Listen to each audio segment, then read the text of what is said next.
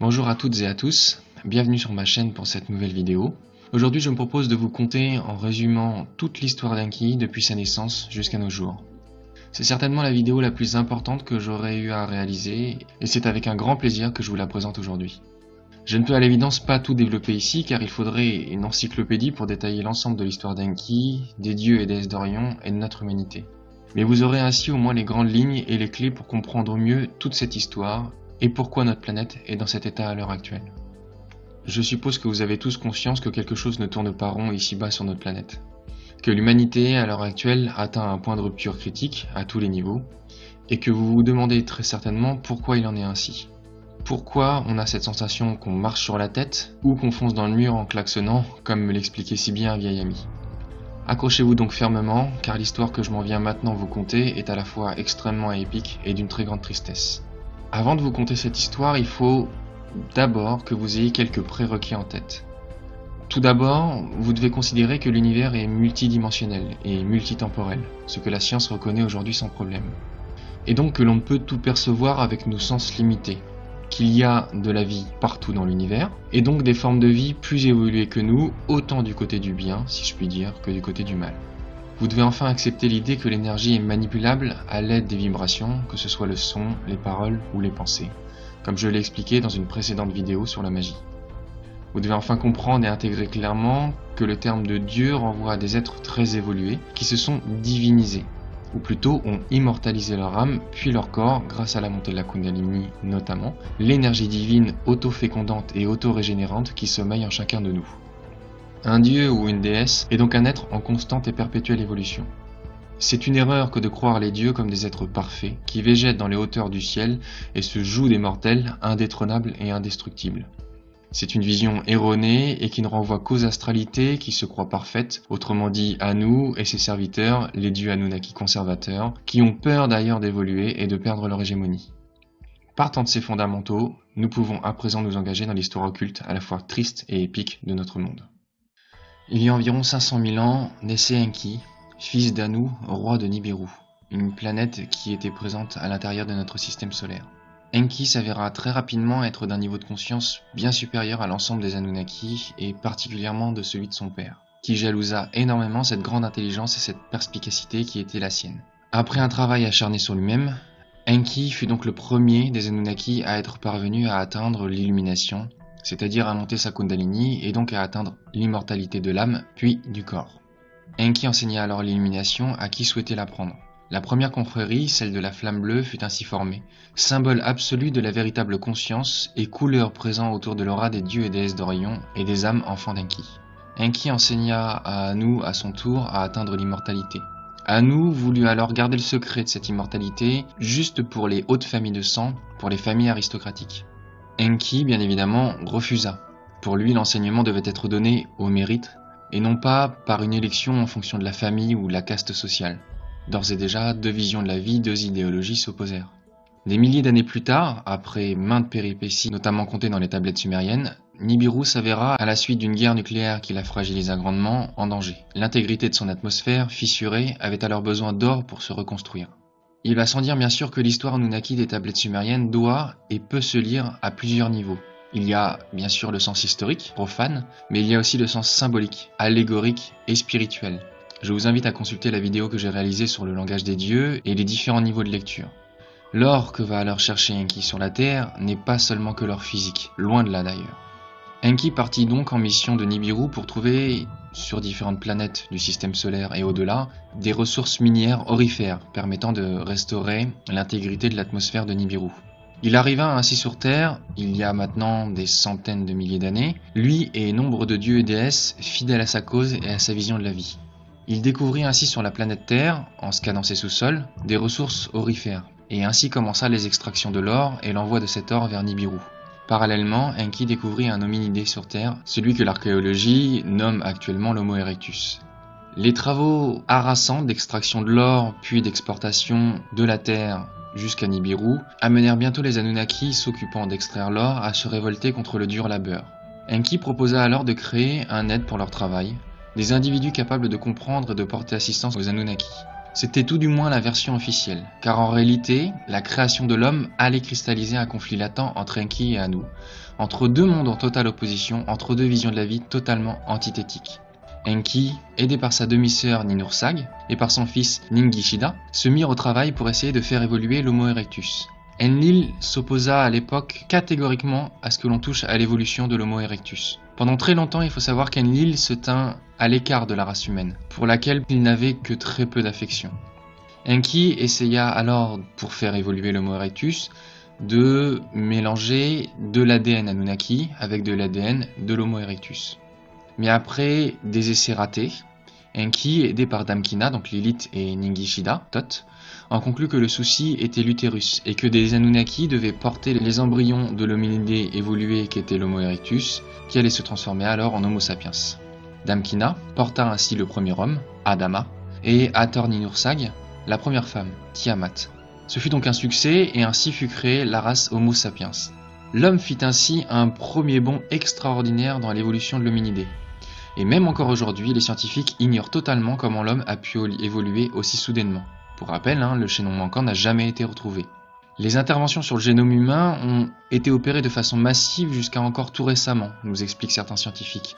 La structure de l'ADN humain peut varier dans le temps de 0,1% sur 100 000 ans. Or, elle a évolué de 6,9% en moins de 5 000 ans. Nous sommes donc le fruit à la fois d'une lente évolution naturelle et, tout en même temps, d'une évolution artificielle par génie génétique. Ce qui explique une nouvelle fois pourquoi les archéologues n'ont jamais retrouvé ce fameux chaînon manquant qui n'est autre qu'Enki. Par la suite, 7 déesses portèrent les 7 premiers enfants humains. Ces 7 déesses qui sont citées dans les tablettes sumériennes ne sont pas sans rappeler les 7 Èves primordiales que la science a aujourd'hui découvert. Des dizaines de milliers d'années plus tard, après nombre de péripéties qui ne peuvent toutes être relatées ici, Enki tomba amoureux d'une humaine avec qui il eut des enfants. Comme il le dit lui-même, il n'y a rien de plus beau qu'une femme, qu'elle soit humaine ou Anunnaki. Et ainsi fut créée la race Homo sapiens sapiens. L'âme Kundalini fut alors totalement déployée dans l'Homo sapiens sapiens.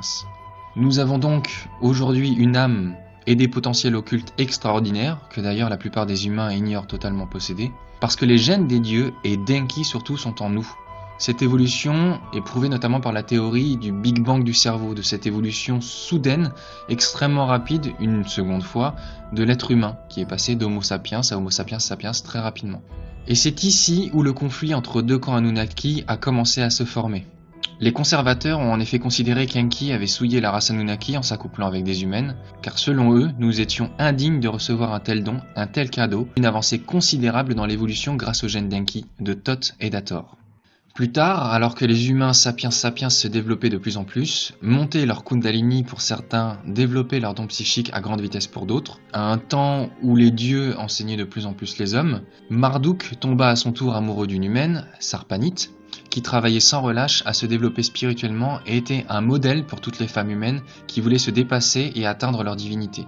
Marduk alla même jusqu'à renoncer à son trône légitime pour l'épouser, à la grande rage de son grand-père Anu qui fut outré par cette décision, lui et ainsi que les Anunnaki conservateurs qui étaient à ses côtés.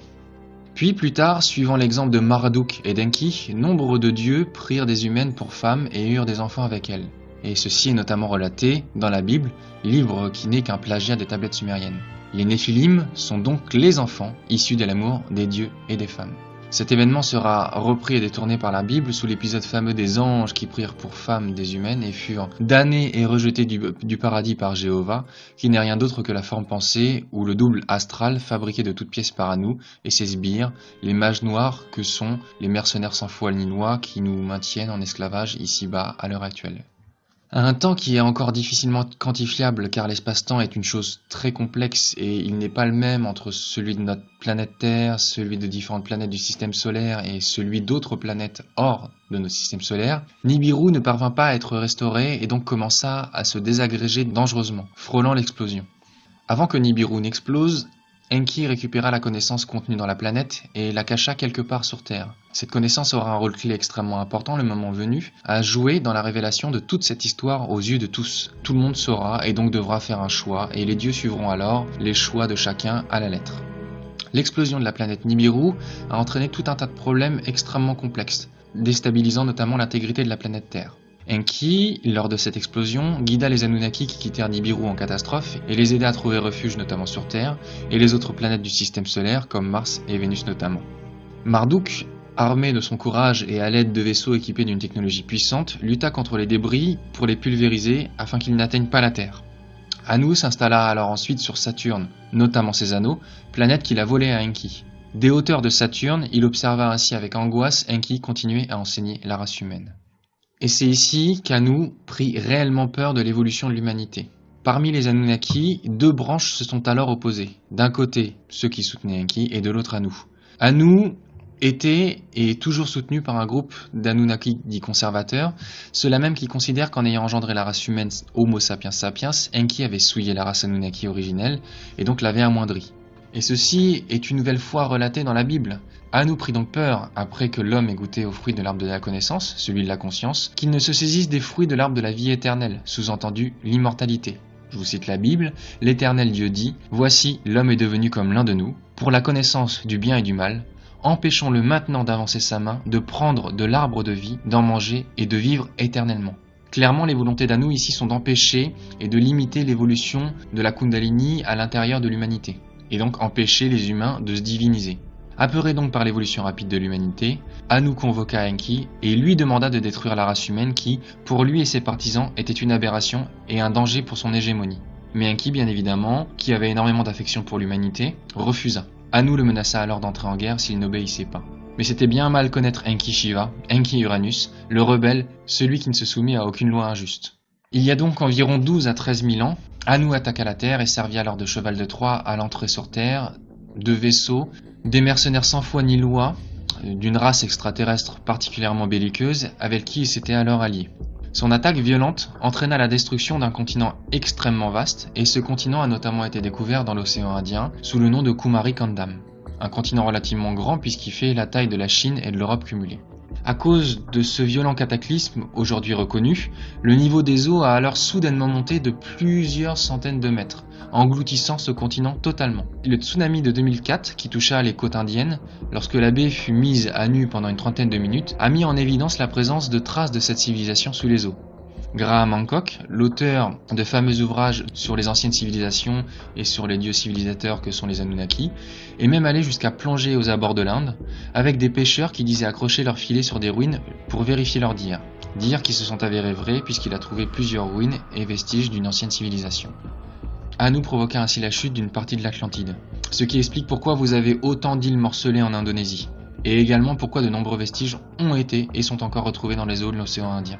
Fort heureusement, Enki et les dieux et déesses d'Orion parvinrent à repousser Anu, qui évita de justesse d'être totalement détruit, s'en retourna sur Saturne sans demander son reste. Les dieux, après ce cataclysme, allèrent s'installer en Égypte. Et c'est pourquoi des archives en Égypte expliquent que les dieux civilisateurs sont des survivants arrivés d'un continent lointain après un cataclysme qui a eu lieu il y a 12 000 ans, comme l'explique notamment Platon et même Hérodote. Histoire racontée en détail sur les murs du temple d'Edfou en Égypte. Cette attaque d'Anu a cependant gravement endommagé la Terre. Fait intéressant, on notera qu'il y a environ 12 à 13 000 ans, le climat mondial a brutalement changé. Le niveau des océans grimpa de plusieurs centaines de mètres et près de 35 espèces de mammifères terrestres disparurent brusquement. Plusieurs études scientifiques démontrent qu'un choc violent, que plusieurs impacts gigantesques ont brutalement frappé la Terre en plusieurs endroits. Je vous invite à vous pencher sur le travail de Jacques Grimaud et son fameux équateur penché. Il a effectivement mis le doigt sur une vérité extrêmement importante. Donc fort heureusement Anu fut repoussé, manquant de justesse d'être happé et détruit à tout jamais. Il dut donc, la queue entre les jambes, s'en retourner sur Saturne, planète sur laquelle il allait rester, et il est encore même jusqu'à aujourd'hui. C'est pourquoi Anu, dans les différentes mythologies, deviendra plus tard Chronos, donc Saturne, le maître du temps. Car le plus grand ennemi de l'humanité, surtout à l'heure actuelle, c'est le temps, qui a été de plus en plus réduit, pour que nous n'ayons précisément plus le temps d'accomplir quoi que ce soit. En prenant cette planète, liée au premier chakra notamment, à la gestion du réel, à l'ancrage dans la réalité, Anu parvint donc à avoir une influence considérable sur le temps qu'il a pu accélérer. De plus, Saturne étant lié au premier chakra, là où se situe la Kundalini, tenir ce chakra, c'était s'assurer d'empêcher les humains de monter leur Kundalini de manière plus aisée et rendre cette ascension beaucoup plus difficile. C'est ici, juste après cette attaque il y a 12 000 ans, qu'Anu demanda alors à Enlil d'assassiner son frère Enki. Enlil, qui a toujours cherché à réconcilier son frère et son père, horrifié par la demande de son père, décida alors de rejoindre définitivement le camp d'Enki. Pendant plusieurs millénaires, Anu et Enki ont ainsi gardé leur distance et sont entrés dans une sorte de guerre froide. Mais Enki, qui, de par ses pouvoirs, savait que la Terre risquait de tomber entre les mains d'Anu tôt ou tard, que parmi les futurs potentiels il y avait ce risque que la Terre soit prise, ordonna alors à tous ses enfants de construire partout sur Terre le plus possible de monuments cyclopéens pour laisser des traces dans la pierre, dans la chair de la Terre, de leur passage. Car Enki, comme certains autres dieux très évolués, est capable de se déplacer dans l'espace et surtout dans le temps très facilement. En lisant donc l'avenir, certains de ces scénarios possibles présentaient un risque de voir la Terre tomber entre les mains d'Anu et de ses acolytes. Et c'est pour cette raison que vous trouvez un peu partout sur Terre des similitudes entre différentes civilisations, aussi bien à Pumapunku, à Teotihuacan, à Cusco, en Égypte, en Inde, à Angkor, à Baalbek, etc., etc. Des constructions cyclopéennes qui forcent le respect et qui encore aujourd'hui posent énormément de questions sur la manière dont ça a été réalisé technologiquement, sont des traces de l'ancienne civilisation atlante.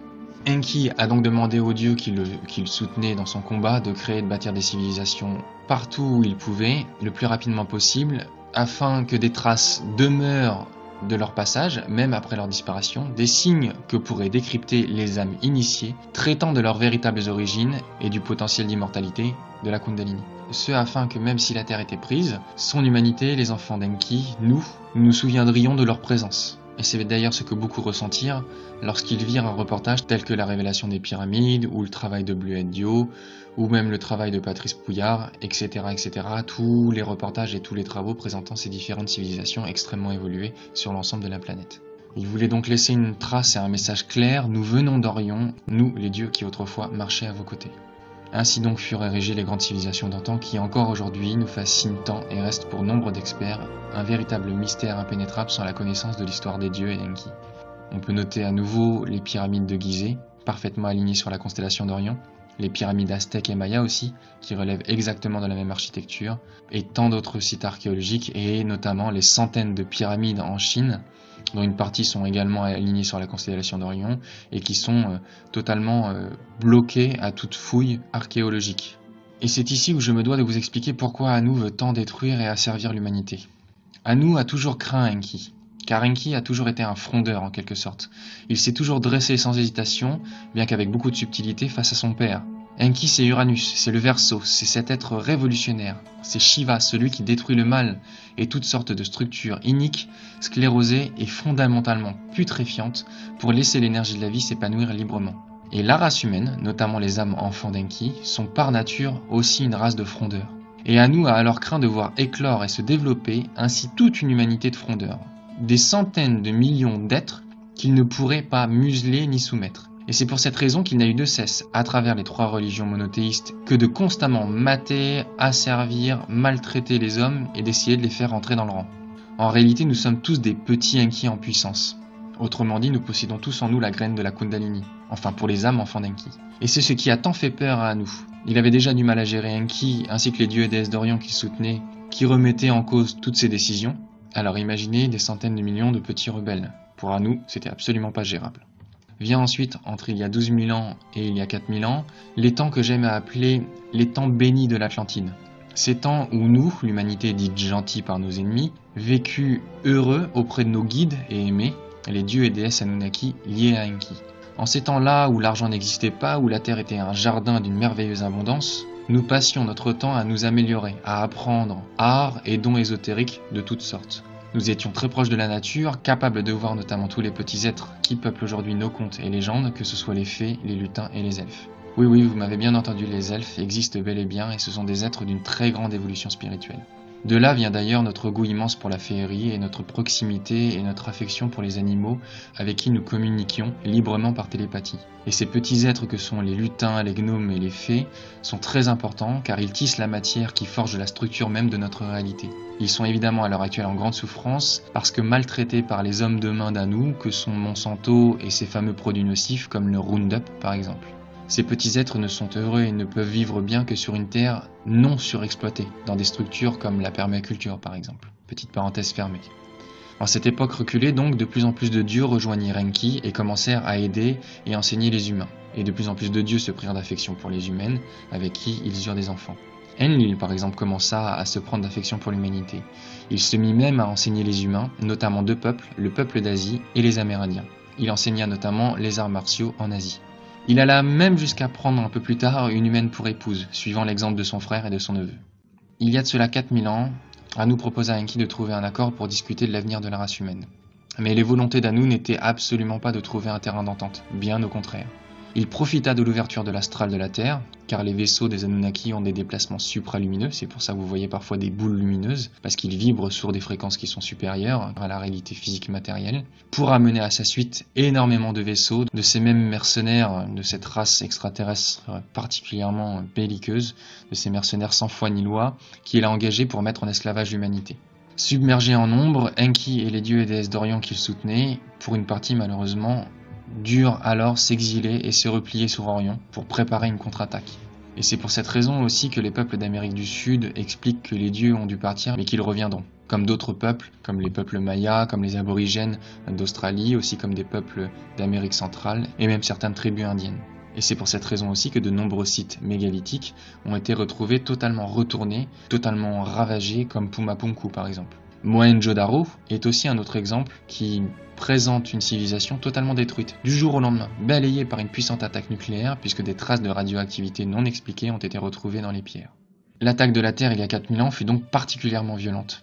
Cette guerre qui a eu lieu il y a 4000 ans est démontrée par des troubles notamment dans les civilisations égyptiennes et sumériennes et notamment au niveau des dynasties. Bluet Dio parle dans ses recherches de ce conflit entre Anunnaki, de cette guerre entre Anunnaki et de ce combat qui les a opposés.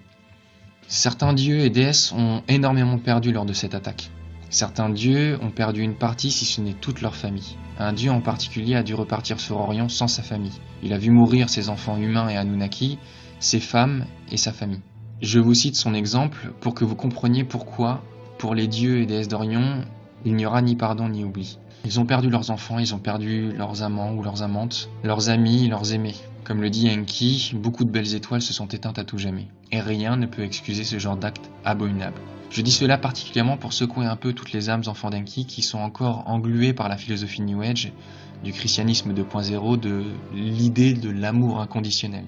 Chez Enki et les dieux, l'amour inconditionnel n'existe pas. Ils aiment avec intensité leurs aimés, leurs enfants, leurs familles, mais ils n'ont absolument aucune affection pour tous ceux qui les maltraitent, eux et leurs aimés. Bien au contraire. Malheureusement, certains dieux et déesses ont été capturés lors de cette attaque. Les corps astraux d'une grande partie de ces dieux ont alors été bloqués dans l'astral de la Terre.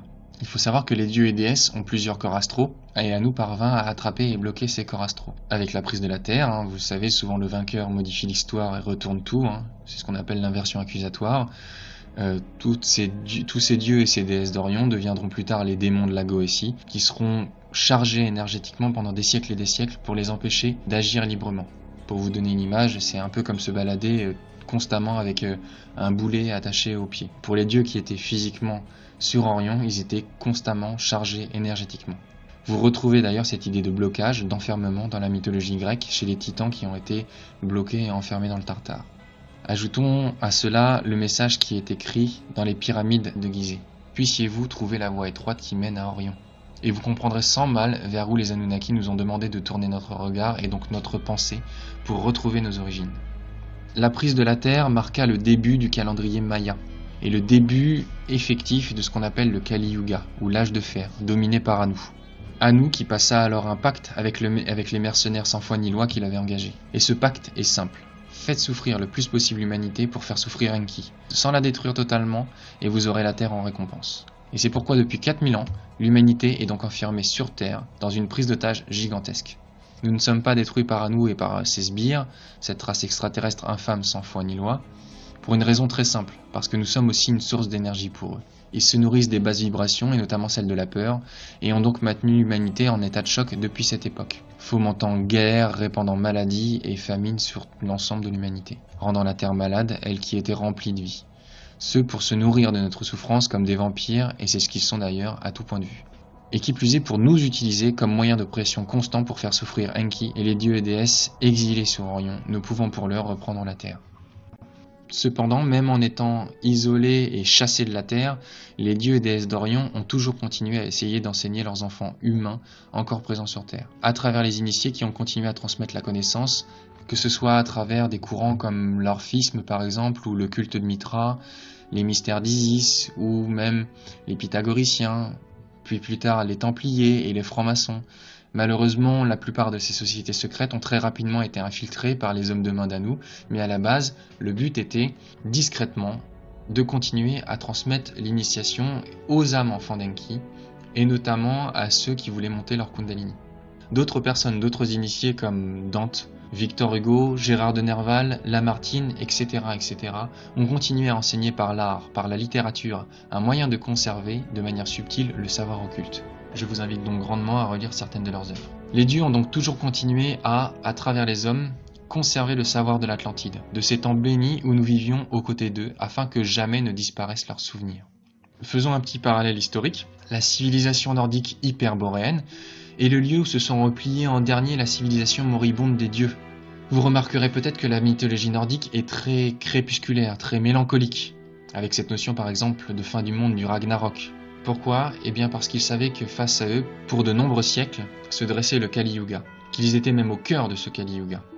Pour autant, vous remarquerez que, à l'heure actuelle, les civilisations les plus développées, celles qui ont été les premiers à donner par exemple le droit de vote aux femmes, ou celles qui sont très très avancées sur les droits sociaux de manière générale, eh bien ce sont tous les pays nordiques comme la Suède, la Norvège et la Finlande, qui démontrent bien en quoi cette civilisation hyperboréenne et celte, qui était la civilisation des dieux, s'est développée en dernier dans cette partie-là de la planète. Pendant le Kali Yuga, pendant qu'Enki n'était plus présent sur Terre, il a été transformé en Lucifer, puis en Satan par les religions monothéistes. Toujours cette fameuse technique d'inversion accusatoire pour salir son nom et terrifier ses propres enfants dont la mémoire était peu à peu, à force de réincarnation forcée, lessivée. Car comme Anu et les Anunnaki conservateurs tenaient alors l'astral, quand un être humain mourait, quand son âme quittait son corps, souvent cette âme était récupérée, sa mémoire était effacée et lessivée, et certains piliers élémentaires étaient complètement abîmés et détruits pour éviter que dans leur prochaine incarnation, ils puissent redévelopper certains de leurs pouvoirs, et ils étaient ensuite réincarnés de force, parfois même dans des familles complètement opposées pour pouvoir les brider, les limiter, les bloquer. Je suis d'ailleurs très étonné que beaucoup me recrachent encore cette idée que parce que l'on est opposé à Dieu, on est forcément du côté de Satan.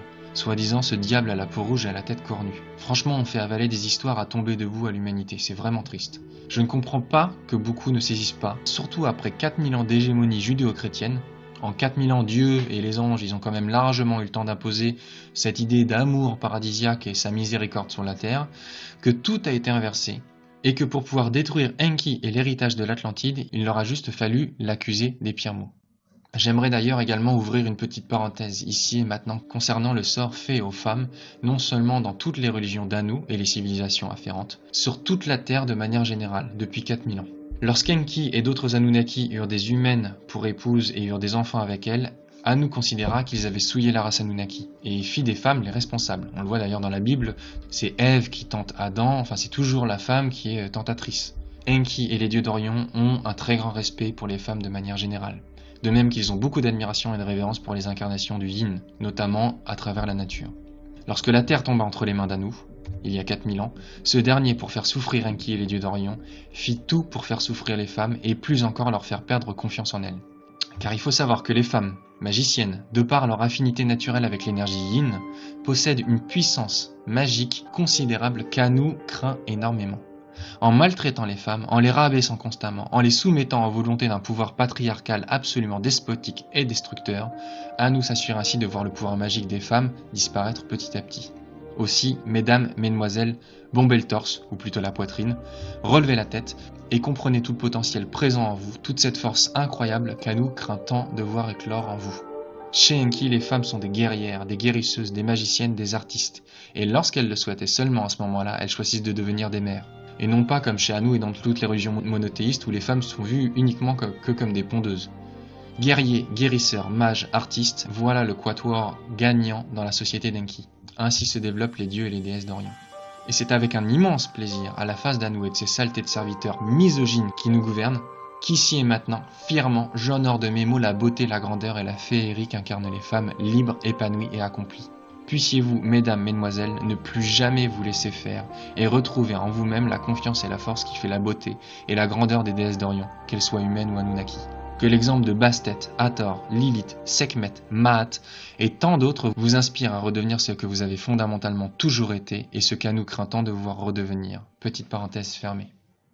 Pendant près de 3 millénaires, les enfants d'Enki sur Terre ont donc combattu Anu et ses saletés de mercenaires qui peu à peu parvenaient à prendre parfaitement forme humaine jusqu'à réussir maintenant à se dissimuler physiquement au sein de la race humaine. Car certaines âmes sur Terre ont l'apparence humaine mais sont des âmes soit créées par Anu de toutes pièces, soit issues d'un travail d'hybridation des grilles et des mercenaires à la solde d'Anu. Je vous renvoie à l'une des dernières vidéos que j'ai réalisées à ce propos. Pendant des siècles et des siècles, donc, les humains restés sur Terre luttèrent contre les assauts répétés d'Anu et de ses sbires, ces vampires énergétiques sans foi ni loi. Mais malheureusement, peu à peu, l'humanité d'Enki perdit du terrain. Petit à petit, les humains oublièrent alors de plus en plus le souvenir d'Enki, dont ils avaient été brutalement séparés, à force de lessivage de mémoire entre des incarnations, qu'ils tissaient à la va-vite pour les plus débrouillardes, ou imposées par Anu, qui avait capturé les âmes dans son vortex pour les reprogrammer. Pendant tout ce temps, Anu n'a eu de cesse que de travailler à dégrader les ADN d'Enki en nous et de nous empêcher ainsi d'éveiller nos pouvoirs psychiques latents et ou tout simplement de diminuer notre énergie et notre développement, que ce soit spirituel, émotionnel, physique, etc. etc. L'humanité a donc été mise en état de choc constant depuis 4000 ans par Anu pour empêcher les humains de réaliser qui est responsable de cette horreur, à les empêcher d'être solidaires et donc de reprendre le contrôle de leur destinée. Anu a ainsi pu jeter sur l'humanité tous les maux possibles, la peste, le choléra, toutes sortes de maladies et de doctrines contradictoires qui n'ont fait qu'opposer les hommes, les nations, les clans, pour les empêcher de réaliser qui était et est vraiment responsable de toute cette horreur. Enki et les dieux et déesses d'Orion travaillent eux avec une force, le grand Yin, qu'ils révèrent et adulent énormément. C'est la force qui a créé toute vie, les planètes et les galaxies. De plus, ils travaillent aussi avec les forces de la nature et les esprits planétaires. Au contraire d'Anu qui lui essaye de contrôler à tout prix le grand Yin et de maltraiter l'énergie de la nature, particulièrement de notre planète, parce que la Terre est fondamentalement alliée à Enki. Malheureusement, après des siècles de lutte, les clans issus des dieux d'Enki ont fini par être submergés. L'Inquisition marqua notamment la fin de cette lutte acharnée de plusieurs millénaires des enfants d'Enki contre les mercenaires d'Anu. Les âmes d'Enki durent ainsi pendant un temps se faire discrètes pour éviter toute souffrance supplémentaire. Enki et les dieux et déesses d'Orion n'en pouvaient plus de voir leurs enfants ainsi autant souffrir. Les âmes d'Enki décidèrent ainsi de prendre le maquis et de se faire discrètes le temps nécessaire. Anu a donc mis plus de 3000 ans avant de parvenir à mater les âmes d'Enki avec l'Inquisition. Il est à noter cependant que durant le temps des cathédrales, Anu a forcé Enki à ce que ses enfants architectes bâtissent les cathédrales. Les initiés plus subtils, obligés à bâtir, ont été suffisamment malins pour laisser des informations dans les bas-reliefs des cathédrales, notamment sur le processus du magnum opus, de l'éveil de la Kundalini et donc de l'immortalité.